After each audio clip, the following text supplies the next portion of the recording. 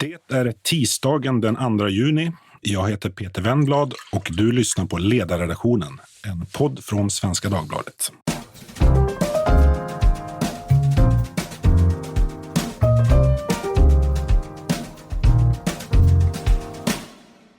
Varmt välkomna hit. Idag så har jag en väldigt speciell gäst i studion och ett samtal som jag tror kan bli ganska känslosamt. Vår gäst har kommit hit från Israel, så från och med nu så kommer jag gå över till och prata engelska efter bästa förmåga. Eli Sharabi, my guest, has lived through something most people cannot imagine, and even fewer can understand how one can get through with the will to live and the joy of life intact. In his own words, he has returned to the world from hell. On October 7, 2023, Eli was kidnapped from his home in kibbutz Be'eri. For 491 days, he was chained and starved in Gaza, spending most of that time in Hamas underground tunnels. He was tortured, beaten, and humiliated. Every day was an endless longing for his family and a struggle to survive and keep his sanity. Just over a year ago, he was released and allowed to return home to Israel. There he was met with the news that his wife and 2 teenage daughters, whom he had longed for so deeply, had been murdered by Hamas terrorists on the same day he was taken away to Gaza. One of his brothers was also killed. Now he is in Sweden to speak about his book, On This Time in Captivity, Hostage, which was recently published in Swedish translation. It's a great honor to have you here, Eli. A very warm welcome. Thank you very much. Good morning. Good morning. I was not planning to go into detail about what you and your family went through on October 7, about the anguish hours in the safe room in your house, about how messages poured in from neighbors and friends saying that terrorists had entered your area, about when the terrorists entered your house and how you were taken away to Gaza and forced to leave your family behind. It's so well described in the book, and which I hope all the listeners will read. I would like to start the day before, okay. October 6th. What was your life like? Wow. We had a very peaceful family life in kibbutz Be'eri, our piece of heaven. Our daughters was very, very happy girls living in the kibbutz. Lots of friends, lots of activities for them. Lian and I just been very busy in our work as well, and happy from what we did. So lots of friends, great community, very supportive community, and I wouldn't do the things differently. How did you spend your last day as a family? Actually, I've been, it was a barbecue in my garden with my friends, 15 friends. As usually, we meet together once a month, having a barbecue, having, some conversations about things in the kibbutz.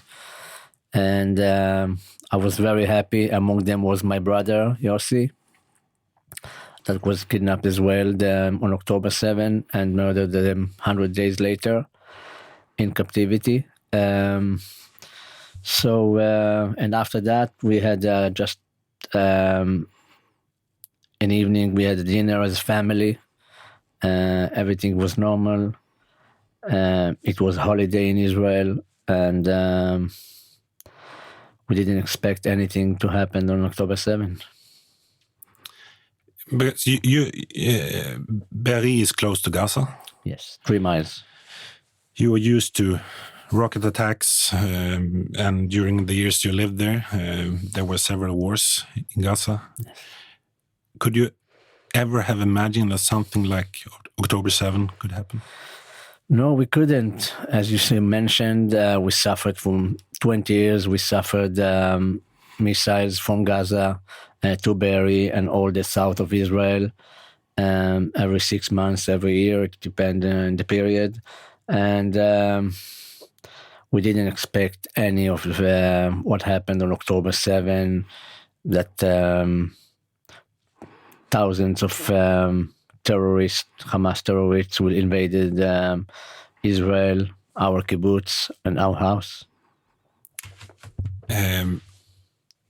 But did you feel? I know you have in the beginning. You were angry that you weren't protected.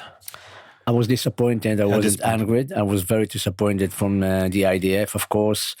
How come that thousands of Hamas terrorists succeed to pass the border without the intelligence? The Israeli intelligence couldn't know that.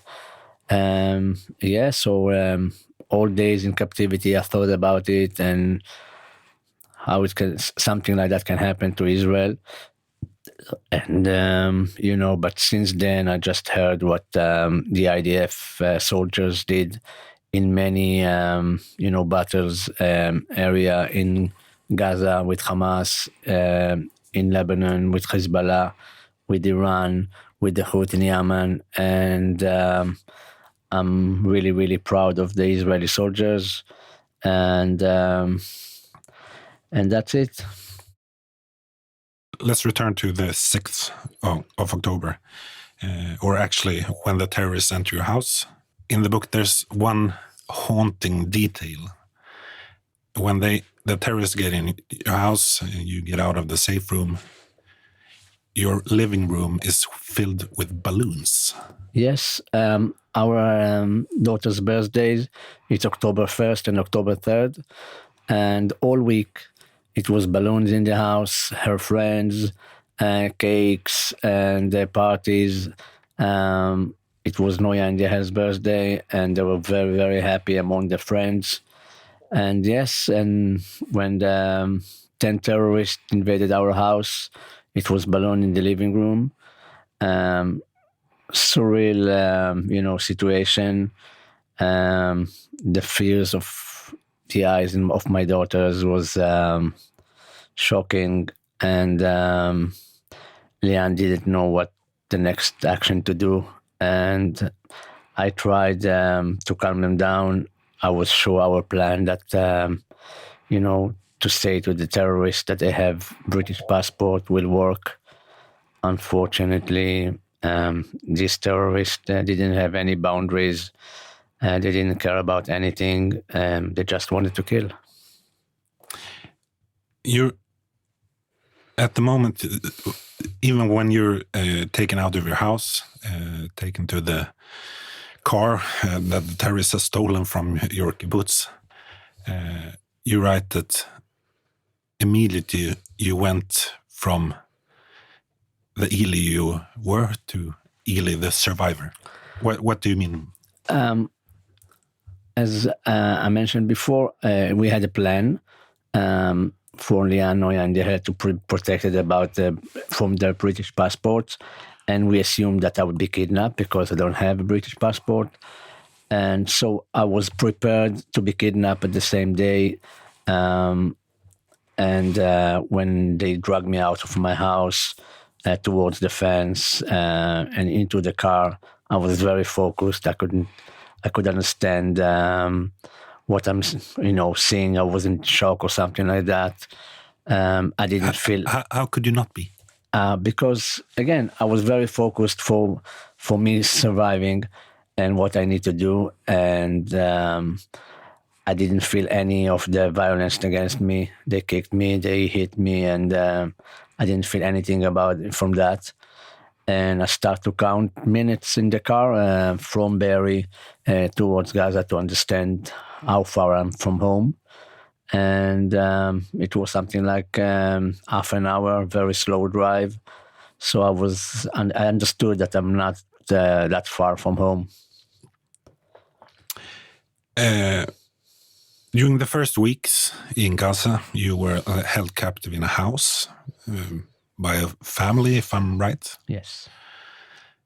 But in the end of November 2023, yes, you were moved on and down into Hamas tunnel system. You describe this as your worst nightmare. Of course. What did you know about? Why was it? You had some knowledge about this beforehand. Every Israeli could see before that Hamas tunnels. It was enough videos on television from some years before, so we understood how it looked like, and everybody, even if you wouldn't see any video of that before, you understand that to go 50 meters underground, it's not a big fun. And it was very, it wasn't easy to breathe properly, especially from the stress. It's all dark around you. It's only the flashes from their torches of the terrorist was a bit light, and so for me to climb down these ladders was my worst nightmare. It looked like the perfect grave. Yes, literally Yes. climbed down to hell. Yes. Life in the tunnels. Take us there. What was it like? Who were you with? How did you live? In the beginning, it was some like 7 or 8 terrorists with us in the beginning.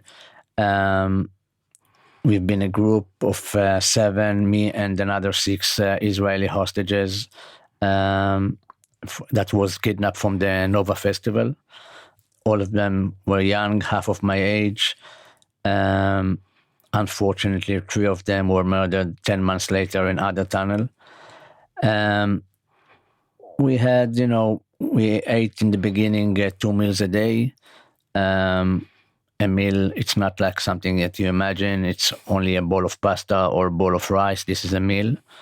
And but it was 2 of that in the beginning. And hygienic condition was very poor. No soap, no toothpaste.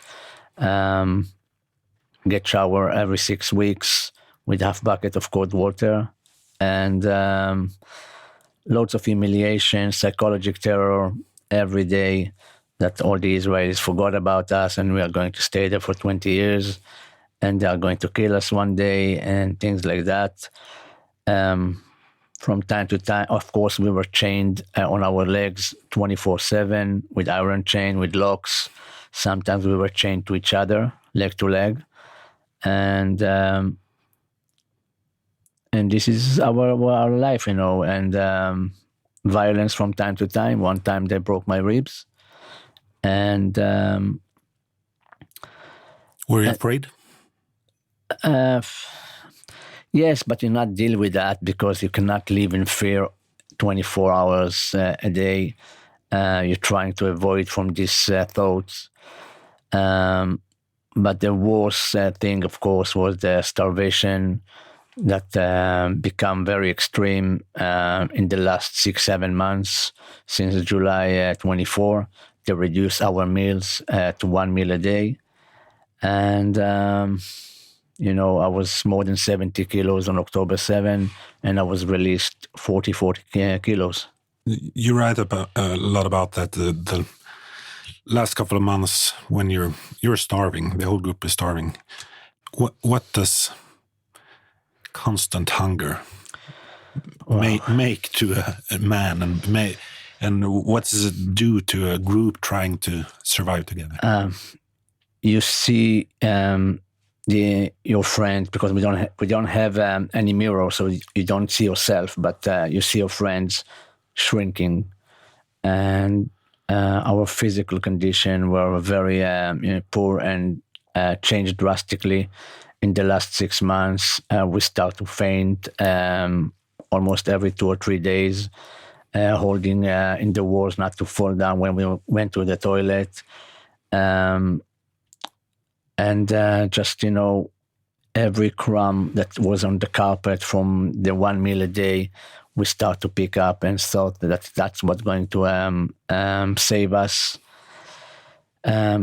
to divide the food for four. You count every pasta, every rice, and it's not easy. It's you think you're going to die in every minute, and I believe that another month or two, if we wouldn't be released on February 25, we probably wouldn't talk now. How do you keep together when you're four people? You're all struggling for your own life. So you're trying to avoid every thought, every negative thought you can think of. You're trying not to think about food. Of course, you think you're very hungry. You try to speak about good things, about family and friends and travel you did in the world, and sharing your experience from that. And you're talking about everything that can take you to the other world, and not to think where you being and how filthy you are, and how you difficult for you to sleep, or your nightmares you have there, or and of course the hunger and violence against us and humiliation. You have a zero ego, and but you find good things between you and make the group stronger. It was we prayed every morning, and we are not religious, but we did it. And you do everything you can that you can pass this hell, really. When I read your book, it's like you're trying to arrange some kind of normal life in hell. You have to, otherwise you'll be insane. You're trying to keep your sanity in every way you can. You're trying to persuade the captors to let you shower more times. You're trying to get some soap or to a space.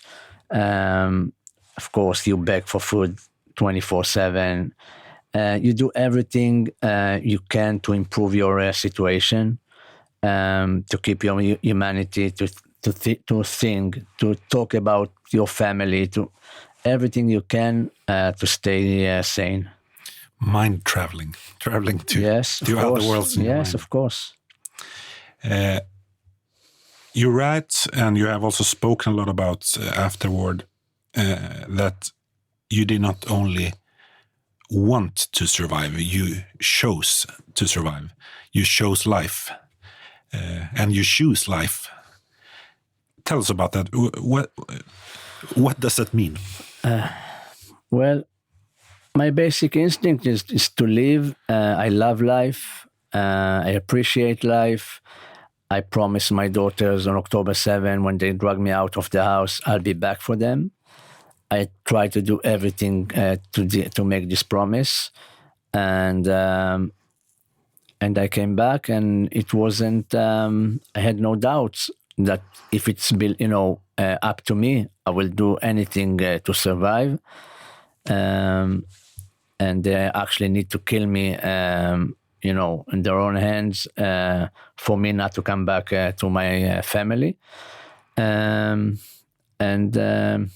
You need to stay patient, and understand how this works.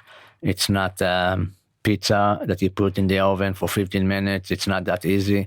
It's very complicated to release us. We understood that. We talked about it. So we chose life there, and we chose life after we were released, and each one of us went to his own tragedy. And some people lost their wives, some people lost their kids. But I still have amazing family that support me, amazing friends, and I'm trying to rebuild my life. Because it was the thought of your family that kept you going. It was the reason choose life course. in captivity. Then when you were freed, you found out that they were dead, murdered. How do you choose life when such a fundamental part of what was your life is gone? I'm a very practical person, and it wasn't even one day in that 491 days in captivity that I didn't think that my wife and my daughters didn't survive October 7. It was one of the options. So when I was released and I was announced that they didn't survive that and they were brutally murdered by Hamas terrorists, it was shock for me. It was very painful until now. And but again, it's something that didn't find me not prepared.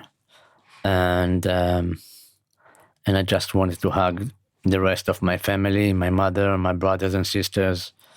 And we want to be together because we know that we support each other, and this is our strengths as a family. And, I think the best I can to honor the memory of my wife and my daughters is to live and to rebuild my life and to be happy.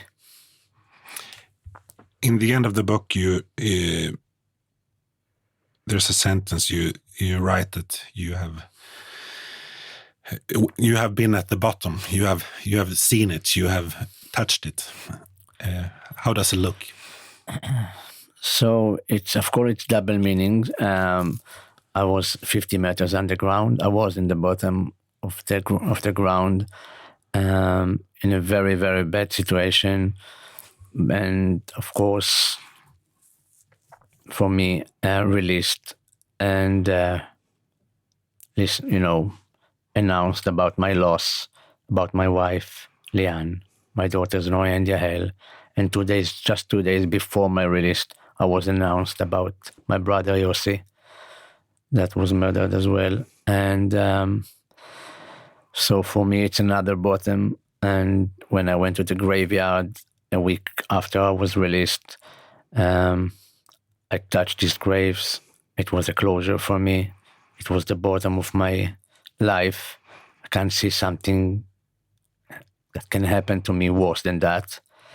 And from there, I just need to rebuild my life and,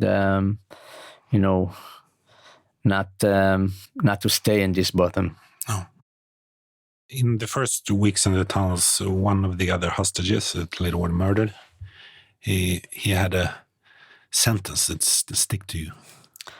Yes, Hirsch Goldberg Paulin was amazing, intelligent guy. And I met him on November 27th, the day I was climbed down this ladder to the bottom of the ground. And after we knew each other and we told each other who we are surviving for, and he just said this sentence that, that is originally it's from Nietzsche, and he read it in Viktor Frankl book, and he said, "He who has a why can bear any how." And at that moment, it just gave war to my behavior for 52 days until I met him. And for me, I didn't forget this sentence. For 440 days, every day, we remind us to each other. The four hostages that stayed together, it was me, Elia, Or, and Alon, because Hirsch, unfortunately, they moved him to other tunnel, and he was murdered 10 months later. We are thankful for this guy, for these words. He gave us a gift for the rest of our captivity time. And it's something I said to his father, and And I read this, of course, I wrote it in my book. It was very, very significant and meaningful for me. As you said, these words are from a book by Viktor Frankl. Yes. He was a Holocaust survivor from Austria. When I read your book, it reminded me of much of the survivor literature from the Holocaust. Viktor Frankl, I have with me here Primo Levi. I don't know if you read him. It was an Italian survivor who also wrote a lot about remaining human when you live like an animal. Did you have and I know that to remember is a sacred duty in Judaism. You're pretty secular, but did you have I can imagine that as a Israeli and you have a relation to the survivor literature. Of course. Did you think of it when you were down there? Definitely. For me, I didn't come from a family of generations that were in Holocaust, but every Israeli child in schools, in the army after that, we all remember the Holocaust, and we met Holocaust survivors in our life. In age 18, I was in Poland for 10 days in all these concentration camps, and heard all the stories and heard a lot of testimonies from Holocaust survivors. So it stayed with you. It's with you. It's as Israeli, and you remember it every year, all day, or some of us. And when it happened to us, did it help you? It helped us a lot because we talked about it 50 meters underground between us. If the Holocaust survivor could do it, could have done that, to survive years in extreme condition, much more than us, and did it for years without a country to defend them, without any army to that can defend them as well. And if they can do that, we can do it. It's it would be easy for us. That's what we said. We cannot be to be spoiled and complain about our situation. If they survived the Holocaust in Europe for years, we can do that as well. You actually write about Sweden in one passage of the book. Do you remember? No, remind me. You write about that the Hamas terrorists that held you in captivity. They want to make the October 7th again and again. Yes. And when they're done with Israel and when done with the Jews, it's Europe, it's France, it's Germany, and you mentioned Sweden. Okay. Yes, because for us Scandinavian countries, for the Israelis, usually it's like they never really understand what it's mean to live near in this conflict, and with people that all their aim, all their goal is to destroy you and kill you. And so I had many conversations with them. I'm speaking Arabic, and in every conversation with these terrorists, they repeat all the time. It doesn't really matter what we could start from football to speak or about food, and it's always ended with these two sentences. We come back on 26, 27, 28 to kill all the Israelis, all the Jews. And after we finish with the Israelis, the next thing we'll do, we come to Europe, we come to US, and because the only religion should be in the world, it's Islam, and all the world should be Muslims. And that's the only thing. This is jihad for them, and this is their goal. What political conclusions have you drawn from what you were forced to experience? Me being a former hostage and having this extreme loss of my wife, my daughters, and my brother doesn't make me an expert about this conflict and have all the solutions and all this. But for you personally, again, I've been with them 24/7, and I could hear them and listen to them, and I understood how much ignorance they have. It's about Israel and Israelis, and I remember that one of the captors in the house, after something like 30 to 40 days in the Palestinian family house, just being with me, and we had, a respectful relationship. I respect them, they respect me, and he said to me in a second that I couldn't understand. I couldn't believe he says that, and he said, "I wish all the Israelis would have been like you." And I said to him, 90% of the Israelis are like me. I'm not talking about the radical 10%. I don't care about them. Most of Israelis don't care about them. Most of Israelis, and I believe that most of Palestinians, want to wake up in the morning, go to work, come back to their families, want to go to their children to the beach and to the playground and just have a peaceful and normal life. And he looked at me and he says, "I don't believe that."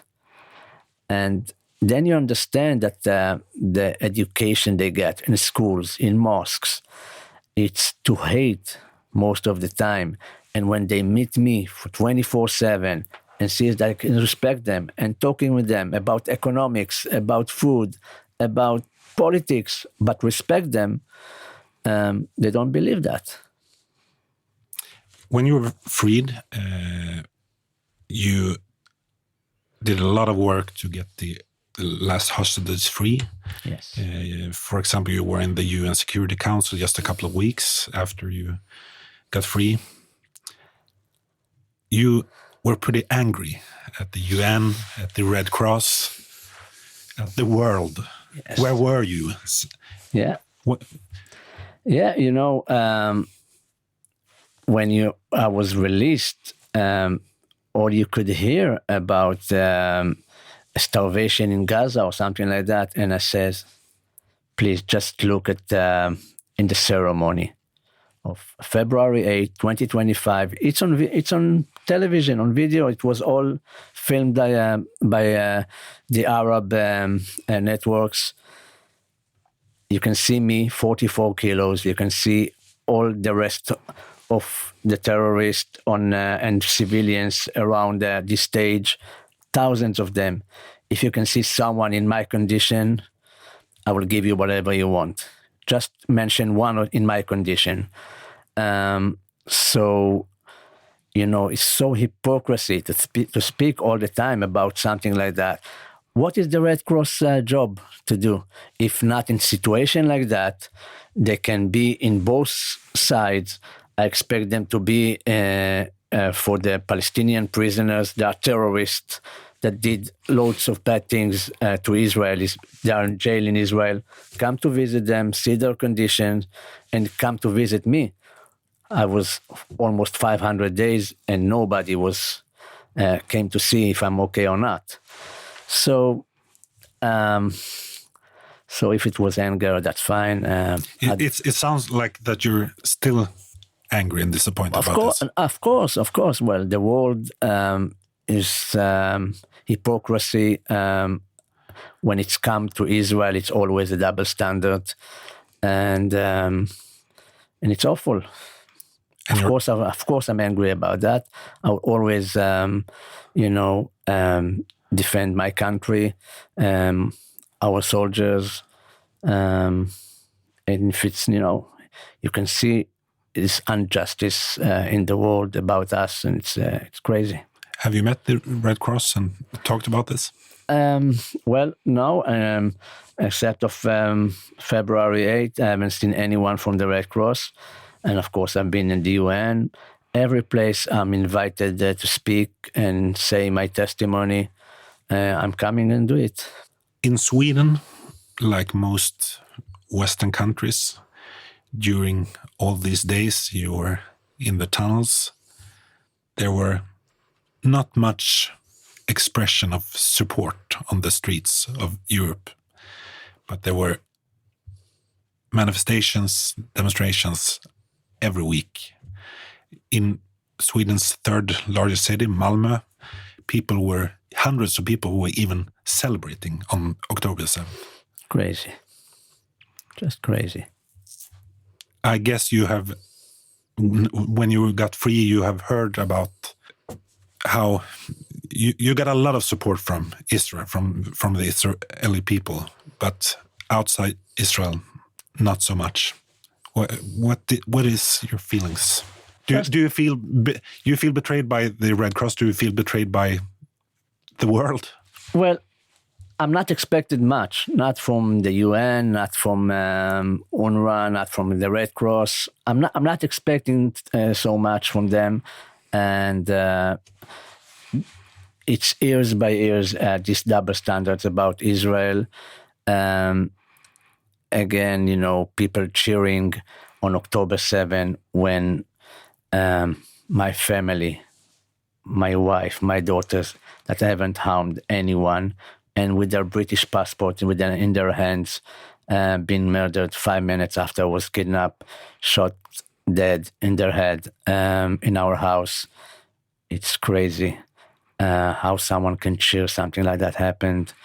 I never cheered when innocent people in Gaza been hurt or wounded, when Israeli are trying to hit terrorists in Gaza that hiding behind their own population.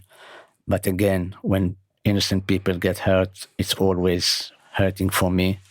And so someone cheering when hundreds of young kids have been slaughtered in this Nova festival, girls was raped, families been brutally murdered in their houses. Just crazy. How can you be a human being to cheer something like that? That's a good question. Yes, I know. I know that you're not into politics, you just have your own opinions, but if you could decide, what does Israel need to do to ensure that what happened on October 7 never happens again? First of all, the Israeli government should investigate, ordered about a committee to investigate what happened on October 7. And then we can all start and, to learn from that and get conclusions that it will not happen in the future again, because something was wrong. It shouldn't happen like that. That's not the result you expected from, with a great army and great intelligence, with all the abilities they have, that something like that happened. So we need to investigate that. And I wish we'll not have, these things, in the future. I wish we can reach, with peace agreements with our neighbors. One day we can live without wars in our area. That's what Do you hope, or do you think that Israel will? No, I hope. I always hope. I don't know what if it's possible now. I know it's very, very difficult, and it's look far in the future. But I always live in hope. Choose hope. Yes, of course. Otherwise, why we live in this world? We don't live to have wars. Always live in hope that we'll have a better future for the next generations. I know your brother got involved in politics in Israel. Yes, he's crazy enough. Of course. It's not something you consider? No way. No way. It's not for me. I'm happy with my life. I just want more time for myself. I was released 15 months ago. I haven't stopped since then. Travel around the world and advocating for the hostages and for Israel, and speaking about this book, and make my promise to my wife and my daughters that I will not let anyone to forget them. But I need a rest. I need to come back to my friends, my family, do something, things for myself, open my day in the beach, walking on the beach. Yeah. It can be great, especially not to work in politics. As you said, since you were freed, you've been on the on tour almost. Yes. In some way, you can say that you left the tunnels, but you have stayed there. I can't say that I stayed there. I promised to myself I can do everything. For me, joining my family's battle for bringing back my brother's body from Gaza, it was automatically without, no question about that. And I left a friend, Alon Oel, on the 50 meters underground. I promised him I'll fight for him until he will come back home. I was in touch with his family from the first moment I was released, and I try not to leave them until the last minute he came back. So it's something that, these values, I was raised from, by my parents, and we're raised with these values as a family. And you learn these things, in the army as well. You never leave friends behind. So I didn't mean to do that. I don't feel I walked in that. That was my mission. And I've tried to do everything I could to do it. Are you worried of going back to a normal life? No. I love normal life. I want normal life. I will be very happy to have it in the near future. Me speaking about my loss, my captivity time, October 7, non-stop, really non-stop. It's probably one of the reasons I don't have any PTSD. So I'm fine. I don't have any nightmares. I'm a very strong man. I'm capable to rebuild my life. I need a new start, and I will do it. If you imagine an ordinary day in 2 years, okay, what do you hope for? Wow, me on the beach in Thailand, scuba diving. Do it for my youngest daughter that she really, I promised her. She just finished on August 23 her scuba diving course. I promised her that I will take her to Thailand to dive with me. So for me, doing these things, it's do things for the memory of my family. I'm trying to do it every day. We are building a new center in Israel for kids with special needs. That's what my oldest daughter did, volunteered with these kids with special needs. So I'm trying to do this stuff, and their memory will be alongside of my life, all my life until the rest of my day. And for me, it's a part of my life now, but not instead of my life. So it will be with parallel lanes, normal life and the memory of my family. Eli Sharabi, thank you so much for joining me. Thank you for having me. Ett stort tack också till er som har lyssnat. Du har lyssnat på Ledarredaktionen, en podd från Svenska Dagbladet. Ni är som vanligt varmt välkomna att höra av er till redaktionen med tankar och synpunkter på det vi precis har pratat om här eller idéer och förslag på saker vi borde ta upp i framtiden. Det är bara att mejla till ledarsidan svd.se. Tack för idag. Producent har vanligt Jesper Sandström, ansvarig utgivare Lisa Irenius. Jag heter Peter Wennblad. Tack för idag.